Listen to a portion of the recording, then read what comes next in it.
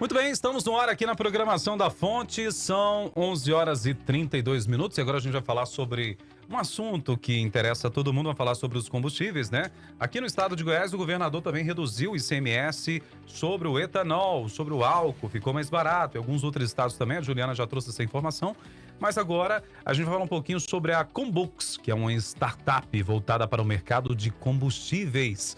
Olha que legal, que nasceu em 2021, na visão de resolver a dor dos motoristas. E que dor que a gente tinha, meu Deus do céu! E dificuldade para encontrar os melhores preços e melhores postos. E eu tava vendo aqui nesse relatório aqui que o pessoal me mandou, que o preço poderia variar até quase R$ 2 o litro em 3 quilômetros aí de passeio. Olha isso! Sobre esse assunto eu falo agora com Luiz Gustavo Xavier, ele que é o CEO da Combux, está com a gente aqui. Seja bem-vindo, Luiz Gustavo, prazer te receber no programa. Prazer, Robson, prazer falar contigo, prazer, Juliana. Ô Luiz Gustavo, só para me corrigir aqui, é Combux ou Combux? Combux. Combux mesmo, então eu tô falando certo. Obrigado, viu, produto? Tô falando certo aqui, ó. Deixa eu perguntar um negócio para você, Luiz Gustavo. Criar um aplicativo como esse para orientar o motorista, aonde os postos mais próximos ali tá mais barato, como é que funciona isso na prática? Robson, todo aplicativo, toda empresa tem que vir resolver uma dor de um grupo de pessoas. E como você disse, né, preços de combustíveis é algo que afeta bastante a vida de todo mundo, direto e indiretamente. Mesmo quem não tem um veículo próprio acaba sendo impactado pelo preço do transporte público ou pelo preço também dos produtos em razão do impacto do frete, tá? Então, a Combux nasceu por um problema comum de nós, motoristas, onde é que eu consigo abastecer? Onde é que estão os postos mais baratos aqui na minha região? Né? E isso foi o início de tudo, através dos nossos fundadores, tá? De buscar levar a informação, de democratizar a informação de preços de combustíveis para o maior grupo de usuários, levando assim economia para a vida das pessoas.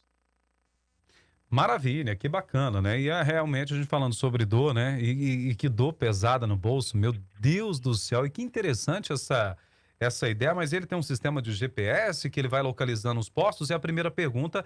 E a segunda que eu já te faço para você, ô Luiz Gustavo, é se de alguma forma, quem que atualiza assim? Porque os valores sobe, desce, como é que é? Obrigado. Bom ponto, Robson. Primeiro, né, nós, a Combux, nós mapeamos, são 42 mil postos no Brasil, nós geocalizamos todos esses postos, tá? E nós, ao longo do tempo, nós desenvolvemos uma tecnologia que os próprios usuários, eles contribuem com a comunidade atualizando o preço dos combustíveis, tá? De uma forma muito Hum. simples. Com o aplicativo na mão, o motorista, o usuário, quando ele chega perto de um posto, dentro do posto, automaticamente já libera aquele posto, né, para que ele possa poder estar simplesmente batendo a foto da placa de preço. No momento que ele bate foto da placa de preço, essa foto sobe para a nuvem. Nós temos as camadas de inteligência artificial que traduzem essa imagem, essa placa de preço em dados. E a gente devolve para os usuários na forma de informação.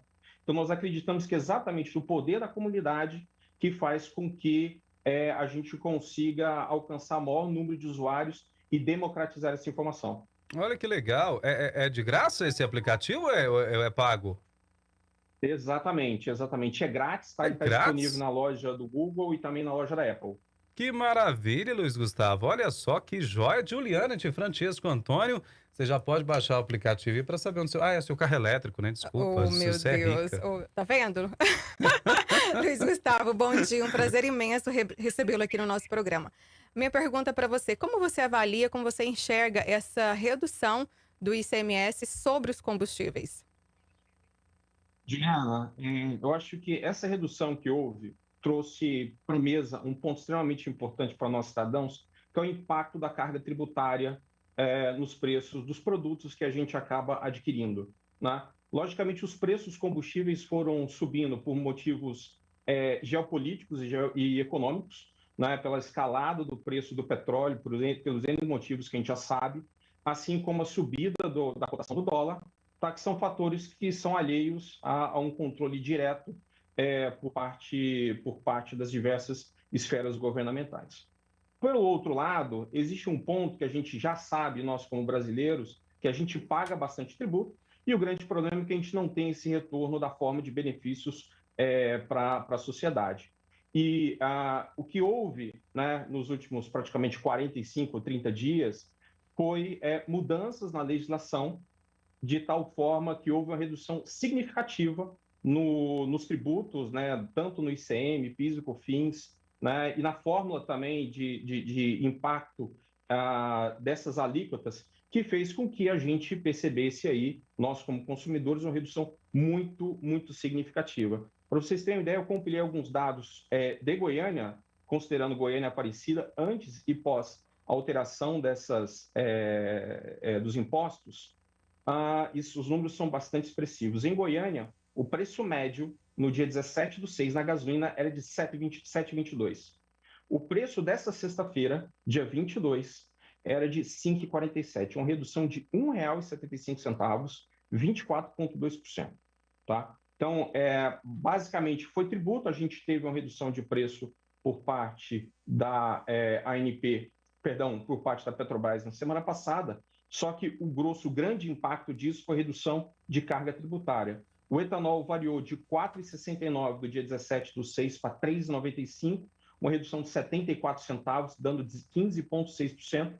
O diesel, ele teve uma redução na carga tributária, por outro lado, teve também um aumento que acabou que ele, nessa mesma janela de tempo, ele subiu 55 centavos. O diesel ele já vinha com a carga tributária bastante reduzida, tanto com a isenção do CID já de algum tempo, tá? Mas ele também já tinha uma carga tributária menor, que acabou não sendo influenciado por essas recentes mudanças, por isso a gente acabou tendo um impacto de flutuação. Então, são números muito expressivos, tá? Isso mostra, né? Foi um dado também extremamente relevante. Goiás tinha a quarta maior alíquota de ICM da gasolina do Brasil, 30%, era esse número antes da redução. Assim como no etanol, quando a gente fala dos estados produtores, onde há sim um incentivo para o consumo de produto, e a gente está falando de São Paulo, Paraná, Mato Grosso do Sul e também Minas, de todos os estados, Goiás tinha o maior ICM do etanol, que era de 25%. Tá? Então, o ICM da gasolina ele sai para um patamar de 30% para 17%, o etanol ele sai de 25%, teve a primeira redução para 17%, uma segunda redução na semana passada, que foi para 14,17%, e o diesel saiu de 16% para 14% alíquota de ICM. É um pouco do que a gente vive como brasileiro, impacto de carga tributária. Mas que bom que tem essa redução, né? O meu medo agora, eu falo para nós, telespectador e ouvinte também, para ficar atento, né? Porque depois das eleições, se quiserem subir o ICMS, tá na hora do Goiânia, principalmente Goiânia, e atrás disso aí, porque aqui em Goiás, eu lembro disso aqui, que esse ICMS começou a subir em governos anteriores, na época do então governador Marconi Perillo, que inclusive é pré-candidato, né? Depois o governador Ronaldo Caiado assumiu o estado dizendo que ia baixar o ICMS. E agora está fazendo campanha em cima disso, mas quando foi iniciativa do governo federal, tá? Verdade seja dita. E que, preferencialmente, nos próximos anos, né, quando fechar as urnas, definir se é o Caiado que vai continuar ou outro candidato que vai ganhar, parem de mexer com esse ICMS, porque a gente não está aguentando mais. Isso é um fato. Agora, Luiz, eu quero aproveitar a oportunidade para perguntar para você sobre essa questão do combustível, né? Porque se fala muito na Petrobras, porque acompanha o barril de petróleo, né? Porque o petróleo, o dólar, né? O dólar sobe o barril e não sei o que, vai subindo tudo. Como que funciona essa logística assim? Robson, a gente é uma commodity internacional, tá? Então, outro ponto, e obviamente reflete variações de taxa de câmbio e cotação internacional do produto, tá?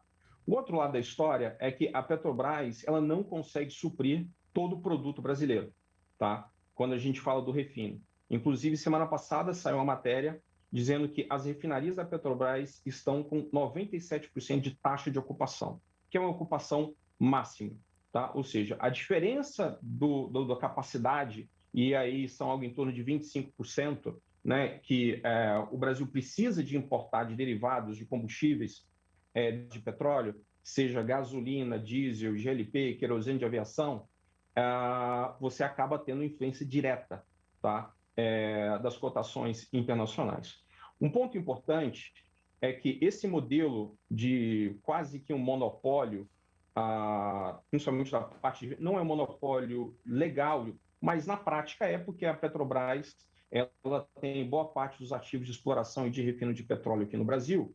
não é um modelo, quando a gente fala dos países avançados, não é um modelo que é seguido. Tá? A livre competição é que faz com que você tenha vários players dentro do mercado que busquem de uma forma eficiente levar o produto de uma forma mais barata.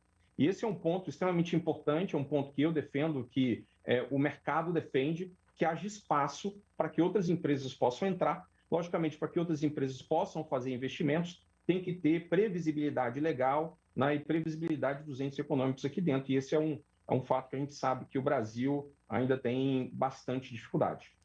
E a privatização da Petrobras é um assunto em pauta que vem ocupando os noticiários. Boa, Juliana. Na sua opinião, privatizar a Petrobras é bom ou ruim para o nosso país? Bom, Juliana, por quê? A privatização ela vai trazer, no médio prazo, concorrência para o mercado.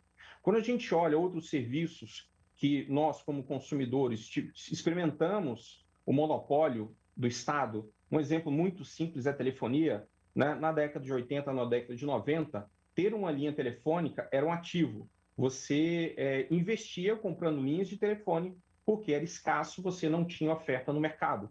Hoje em dia, você vai, se troca de operadora, num instalar de dedos, numa ligação telefônica, ou simplesmente numa mensagem WhatsApp, e hoje é um serviço acessível a toda a população brasileira, inclusive existem mais linhas de telefone do que habitantes no Brasil. Isso mostra que a competição é o que vai levar uma redução no médio e longo prazo para a sociedade.